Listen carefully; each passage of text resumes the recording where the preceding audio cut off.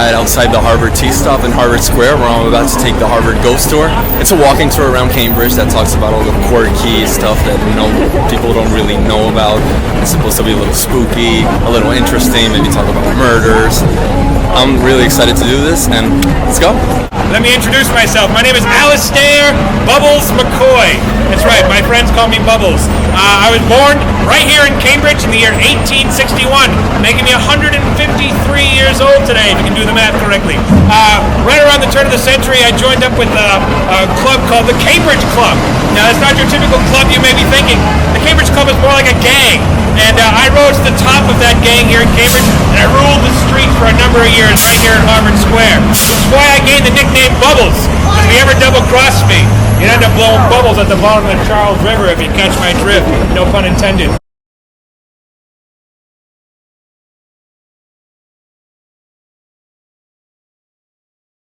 I've been doing this for 3 years now, since really the beginning of the company. We just started doing historical tours during the day, and then we decided that we found so many ghost stories around here that we decided to start our own historical ghost tour as well. And I've been doing that ever since the beginning. Back in 2012 is when we first started, and I've always been a big fan of telling ghost stories. I can really, embellish some of the stories to make it seem more grandioso and just make it so much, that you drag the kids' attention and the people's attention so much. And I've often felt this is one of my best stories that I tell as a ghost story. The student finally believes in ghosts. He's now have proof that there are such things as ghosts, and he starts to shiver in his bed. He is so scared. Then they start to notice that these shivers start to turn to tremors, and the tremors turn to very violent convulsions in his bed. He starts to put himself in an epileptic seizure right there in his bed, and he's in a seizure, and the student underneath the sheet notices this is going on. He whips off the sheet, calls all his other friends into the room. They don't know what to do. The student would eventually swallow his own tongue and choke on it and die right there in the bed.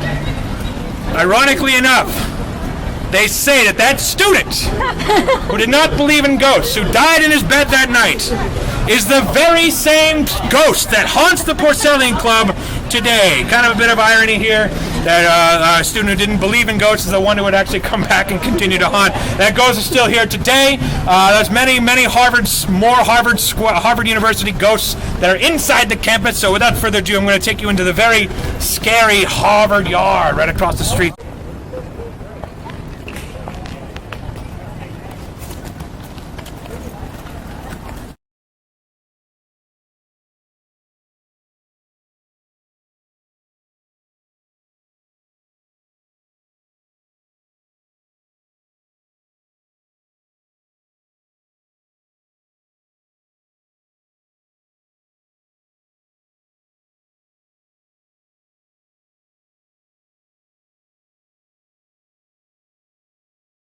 What do you think about the tour in general? It was a lot of fun. It was very interesting. I love the Widener Library story because we're from Philadelphia, so the whole Harry Elkins story was great. The spooky room with the old books.